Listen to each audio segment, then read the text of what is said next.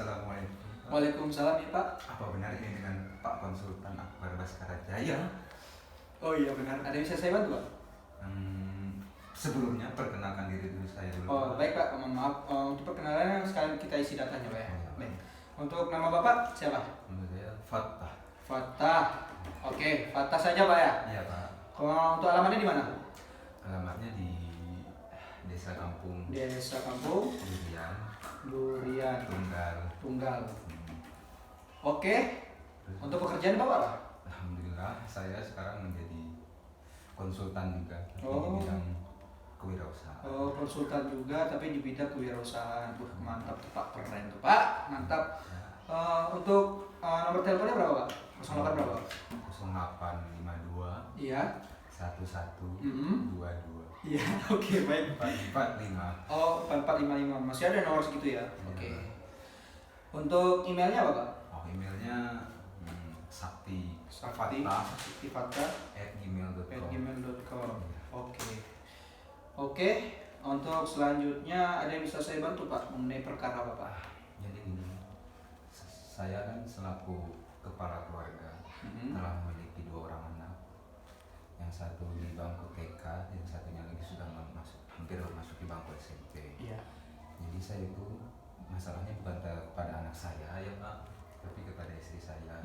Istri Bapak. Jadi akhir-akhir ini istri saya itu dia telah jujur pada saya bahwa dia telah melakukan perselingkuhan. Dan saat ini dia sedang mengandung anak dari selingkuhannya yang berumur 6 bulan. Dalam hal ini saya tidak merasa terbebani atau merasa bersalah. Mungkin agak sedih saja lah. Oleh karena itu saya mengunjungi konsultan syariah ini bertanya, karena anak itu bukan anak saya dan kekhawatiran dari saya dan juga istri saya, apakah boleh saya melakukan aborsi Pak? Mengenai tentang aborsi saja, Pak ya. Ya. Oke, baiklah. Mohon maaf sebelumnya. Sebenarnya gini, Pak. Aborsi itu dengan sengaja itu hukumnya itu haram, Pak. Karena kenapa? Karena bayi itu sama sekali tidak bersalah. Dengan kita menggugurkannya itu sama dengan kita berbuat zalim, Pak, padanya, Pak.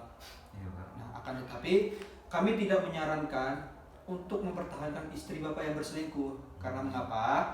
Syekh Dr. Anis Tahir, pengajarnya Imam Masjid Nabawi, itu merupakan salah satu seorang ulama ahli hadis. Nah, beliau mengatakan, saya wasiatkan kepada para suami untuk bersabar dengan kekurangan istrinya, kecuali dalam 3 hal, Pak. Yang pertama itu istri yang memiliki akidah yang rusak. Ya. Jadi yang berhaka lah kepada suaminya. Ya. Kemudian tidak mau sholat. Ya. Yang ketiga berzina. Nah, berzina maksud dari sini yaitu istri berselingkuh. Akan tetapi kita punya catatan tambahan untuk mengenai solusi istri Bapak yang mengenai selingkuh itu kan. Nah, aborsi sebelumnya sudah saya jelaskan kan. Aborsi dengan sengaja itu kan hukumnya haram, Pak. Karena bayi itu kan tidak bersalah. Menggugurkannya saja itu sama dengan kita berbuat zalim kepada bayi tersebut, Pak. Nah, bahaya, Pak. Di dalam Quran surat At-Takwir ayat 8 sampai 9 itu disebutkan wa izal mau'udatu su'ilat bi ayyi dzanbin qutilat. Ingatlah apabila para bayi wanita perempuan yang dikubur hidup-hidup itu ditanya, dosa apakah yang menyebabkan dia dibunuh? Ya. Itu timbul pertanyaan kita. Lantas kita akan menjawab seperti apa yang bakal ditanya. Ketika kita berada di hadapan Zat yang Maha Adil yang akan membalas setiap tindakan hambanya sesuai dengan amalnya, kita harus jawab apa, Pak? Kita kan nggak tahu nanti kan kita harus jawab apa ya kan? Nah, jika Bapak keberatan untuk menceraikan, Bapak boleh mempertahankan istri Bapak karena kalau bapaknya itu masih sayang banget sama istrinya kan. Nah, dan pastikan juga Pak bahwa istri Bapak itu telah bertaubat. Kalau memang Bapak benar-benar ingin mempertahankan istri Bapak dan keberatan untuk menceraikannya. Kemudian untuk status anak yang berada dalam kandungan itu anak Bapak walaupun itu bukan hasil dari yang Bapak buat gitu.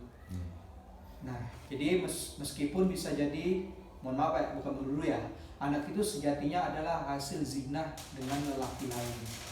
Dalilnya dari mana? Nah, pasti penasaran kan Bapak dari mana kan? Nah, ini dijelaskan lagi Pak. Menurut Aisyah radhiyallahu anhu, dulu Utbah bin Abi Waqqas berpesan kepada saudaranya Sa'ad bin Abi Waqqas juga, bahwa anak buahnya Zam'ah adalah anakku, maka ambillah. Di masa penaklukan kota Mekah, saat mengambil anak tersebut, tiba-tiba Abdu bin Zam'ah angkat suara, dia saudaraku, anak budak bapakku. Dia dilahirkan ketika si wanita tersebut menjadi budak bapakku. Akhirnya keduanya berdebat di hadapan Nabi. Nah, saat berkata tuh, dia anak saudaraku, lihatlah betapa miripnya dia denganku. Kemudian Abdu bin Zam'ah membela, dia saudaraku, anak dari budak bapakku ketika ibunya menjadi pasangan ayahku. Kemudian Nabi SAW memutuskan, anak ini milikmu wahai Abdu bin Zam'ah. Lalu beliau bersabda, al-waladu lil firashi wali akhir hajr. Anak itu menjadi hak milik pemilik firashi, dan bagi pezina dia mendapatkan kerugian. Hadis riwayat Bukhari dan Muslim. Itu udah jelas kan Pak ya.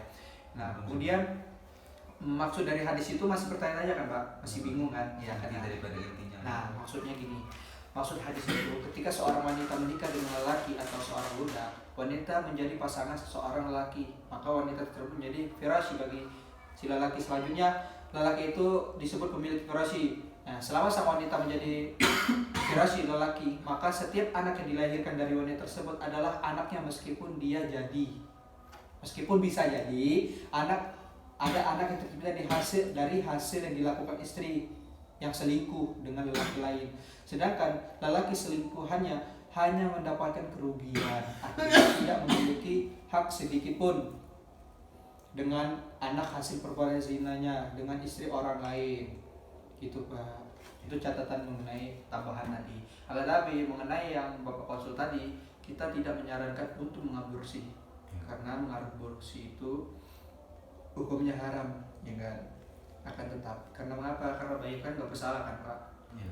Nah, tapi dan kami juga tidak menyarankan untuk mempertahankan istri Bapak. Akan tetapi kalau Bapak masih sayang, cinta nih Pak, Pak. Kalau Bapak masih cinta sama istrinya ya, Bapak nggak apa-apa mempertahankan gitu loh. Dengan catatan agar si istri Bapak itu segera bertobat gitu Pak. Mungkin itu bisa saya bantu Pak. Terima kasih Pak. Ya, baik Pak. Konsultasinya sangat bermanfaat. Ya, baik. Terima kasih. Sekian dari saya. Maaf Pak Ya, nggak apa-apa. Ya, waalaikumsalam.